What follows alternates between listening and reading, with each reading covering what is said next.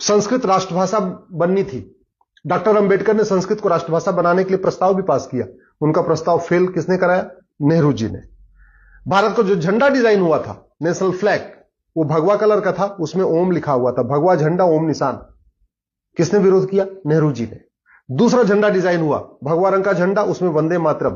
किसने विरोध किया? नेहरू जी ने। भारत का जब नेशनल एंथम डिसाइड हो रहा था, राष्ट्रगान, तो सब एक मत से कह रहे थे क्योंकि पूरा पूरा फ्रीडम स्ट्रगल वंदे मातरम से हुआ है, तो हमारा जो राष्ट्रगान होना चाहिए वो भी वंदे मातरम होना चाहिए। किसने विरोध किया? नेहरू जी ने। और क्या किया? जनगण मन को राष्ट्रगान बनवा दिया। जब देश के नाम की बात आई तो ये हुआ, भाई भारत है तो भारतीय होना चाहिए, लेकिन India that is Bharat, Bharat का नाम इंडिया भी रखवा दिया। किसने? नेहरू जी ने। क्योंकि उस समय नेहरू जी की चलती थी, कांग्रेस की चलती थी, ज्यादातर मेंबर संविधान सभा में कांग्रेस के थे, तो नेहरू जी का एक तरीके से पूरा उनके ऊपर कंट्रोल भी रहता था। आर्टिकल 35 है, किसने जुड़वाया संविधान में? नेहरू जी ने। नतीजा क्या हुआ? कश्मीर के जो हिंदू थे वो थर्ड क्लास सिटीजन हो गए। आर्टिकल 370 संविधान में किसने जुड़वाया? नेहरू जी ने। नतीजा क्या हुआ? अलगाववाद बढ़ा, आतंकवाद बढ़ा, कश्मीरियों का नरसंहार हुआ, बहन बेटियों का बलात्कार हुआ, हजारों सैनिक मारे गए, हजारों हमारी बहन बेटियां विधवा हो गई, पलायन हुआ। किसके कारण? आर्टिकल 370 के कारण। संविधान का आर्टिकल 13 कहता है सारी कुरीतियां खत्म करना है, सारी कुप्रथाएं खत्म करना है। कभी नेहरू जी ने उस पर संसद में चर्चा ही नहीं किया, इसलिए जितनी विदेशी कुरीतियां मुगलों के समय से चल रही थी वो यथावत चलती रही। आर्टिकल 25 में एक प्रोपोगेट वर्ड किसने जुड़वाया था? नेहरू जी ने।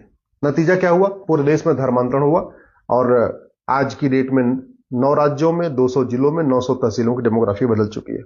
आर्टिकल 30 माइनॉरिटी का कॉन्सेप्ट किसके कहने पाया? नेहरू जी के कारण। अल्पसंख्यक बहुसंख्यक का जो खेल चल रहा है, जो तुष्टिकरण चरम पे है, वो संविधान में एक आर्टिकल 29-13 जो माइनॉरिटी शब्द आया उसके कारण है। और इसके मूल प्रणेता, इसके डिजाइनर कौन है? नेहरू जी। कभी नेहरू जी ने जो गुलामी के नाम चल रहे हैं भारत में उसको हटाने का प्रयास नहीं किया। एक भी गुलामी का नाम नेहरू परिवार ने नहीं हटाया। एक भी गुलामी का निशान काशी, मथुरा, भद्रकाली, भोजशाला, अटाला, अयोध्या, जितने भी है, एक भी जो गुलामी के निशान है उसको रिस्टोर करने की प्रयास नहीं किया। एक भी गुलामी की कुरीतियों को खत्म करने के लिए नेहरू जी ने कोई प्रयास नहीं किया। एक भी गुलामी की कुप्रथाओं को खत्म करने के लिए नेहरू परिवार ने कोई प्रयास नहीं किया। गुलामी की शिक्षा जो मुगलों के समय से मदरसे चल रहे थे, अंग्रेजों के समय से मिशनरी स्कूल चल रहे थे, उसको किसने आगे बढ़ाया? नेहरू जी ने। गुलामी की जो चिकित्सा व्यवस्था है उसको मजबूत किया और भारत की चिकित्सा व्यवस्था को बर्बाद करने के लिए कानून किसने बनाया? 1954 में नेहरू जी ने। भारत में 1894 में लैंड एक्विजिशन एक्ट बन गया था। अंग्रेजों ने पूरे देश की जमीन मिशनरीज को बांट दिया था। मुस्लिम्स को जमीन नहीं मिली थी, हालांकि उसके पहले मुगलों समय में सारी जमीनें मुस्लिम्स को मिल चुकी थी, लेकिन फिर 1954 में वक्फ एक्ट बना के नेहरू जी ने वक्फ बोर्ड गठित कर दिया। भारत में गुलामी की पुलिस व्यवस्था बदलने के लिए कभी भी नेहरू परिवार ने प्रयास नहीं किया। गुलामी की कर व्यवस्था बदलने के लिए नेहरू परिवार ने कभी प्रयास नहीं किया।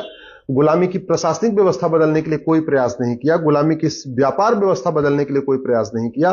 गुलामी की नागरिक व्यवस्था बदलने के लिए कोई प्रयास नहीं किया। अंग्रेजों का जो कानून चल रहा था उसमें एक भी कानून खत्म करने के लिए कोई प्रयास नहीं किया। हां, यह किया कि चीन को, भारत की जो परमानेंट मेंबरशिप चीन को, भारत को मिल रही थी, उसको चीन को दे दिया। चीन को जमीन भी दान दे दिया, पाकिस्तान को भी जमीन दान में दे दिया, वर्मा को भी जमीन दान में दे दिया, लंका को भी जमीन दान में दे दिया। अपना नाम ऊपर करने के लिए जमीन दान करते रहे भारत की। 1975 में उनकी बेटी ने इमरजेंसी लगा दिया। 1976 में संविधान का जो बेसिक स्ट्रक्चर है वो बदल दिया। जो संविधान का प्रियम्बल है ना, उसको संविधान का बेसिक स्ट्रक्चर कहते हैं। लेकिन 1976 में इमरजेंसी के दौरान जब लोकसभा का टेन्योर पूरा हो गया था तो संविधान का बेसिक स्ट्रक्चर, इसको प्रियम्बल कहते हैं, उसमें बदलाव कर दिया, उसमें 2-3 नए शब्द जोड़ दिए। 1984 में अलीगढ़ को माइनॉरिटी यूनिवर्सिटी का दर्जा दे दिया। ये पहली बार हुआ था कि भारत में किसी यूनिवर्सिटी को माइनॉरिटी डिक्लेयर किया गया था और यह काम इंदिरा जी ने किया था। 1985 में राजीव गांधी ने सिटीजनशिप एक्ट में एक सेक्शन 6A जोड़ दिया। सिटीजनशिप एक्ट में सेक्शन 6A जोड़ा और जोड़ के असम में लगभग 60 लाख बांग्लादेशियों को भारत की नागरिकता दे दी। याद रखिएगा, 1985 में, जब 1984 में जो चुनाव हुआ उस समय राजीव गांधी जी को 404 सीट मिली थी और अगले ही साल 1985 में सिटीजनशिप एक्ट में सेक्शन 6 से जोड़ दिया और असम में लगभग 60 लाख बांग्लादेशियों को नागरिकता प्रदान कर दिया। साबानो का फैसला आया, उसके अगले ही साल 1986 में अपने 404 सीट का उपयोग किया और सुप्रीम कोर्ट का फैसला पलट दिया। 1991 में कांग्रेस ने एक प्लेस ऑफ वर्शिप एक्ट बना दिया और हिंदू, जैन, बौद्ध, सिख के लिए कोर्ट जाने का रास्ता बंद कर दिया कि अब हम कोर्ट जाके अपने हमारे जो मठ मंदिर तोड़े गए थे, जो मुगलों के द्वारा तोड़े गए थे, उनको रिस्टोर न कर सके, उसके लिए 1991 में प्लेस ऑफ वर्शिप एक्ट बना दिया। हिंदुओं को आपस में बांटने के लिए, हिंदुओं को, हिंदू, जैन, बौद्ध, सिख को आपस में बांटने के लिए और मुस्लिम और क्रिश्चियंस को विशेष फायदा पहुंचाने के लिए 1992 में माइनॉरिटी कमीशन एक्ट बना दिया। 1995 में जो वक्फ एक्ट नेहरू जी ने बनाया था 1954 में, उसको वापस लिया और बहुत ही खतरनाक 1995 में वक्फ एक्ट बना दिया। उसके बाद फिर 2004 में national commission minority education institution act बनाया और उसके बाद अलीगढ़ पहली बात 1984 में अलीगढ़ यूनिवर्सिटी को माइनॉरिटी का दर्जा दिया। फिर 2004 में बाकायदा एक कानून बनाया और पूरे देश की यूनिवर्सिटीज को माइनॉरिटी यूनिवर्सिटी घोषित करना शुरू किया। जामिया भी उसी कानून के अंतर्गत हुई है। 2010 में कानून बनाया FCRA। उसका मूल उद्देश्य था कि जो भारत विरोधी शक्तियां हैं, माओवादी, नक्सली, अलगाववादी, कट्टरपंथी, जिहादी नेता, अभिनेता, लेखक, बुद्धिजीवी, पत्रकार, कलमकार जो भी देश के खिलाफ करते हैं, उनके एनजीओ को बढ़िया फंडिंग होती रहे विदेशों से, उसके लिए 2010 में FCRA बना दिया।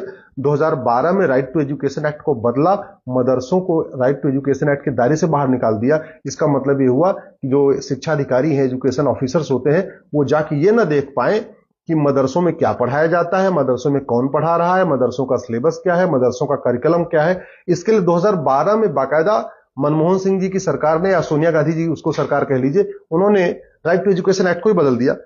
2013 में वक्फ एक्ट को असीमित शक्ति दे दिया।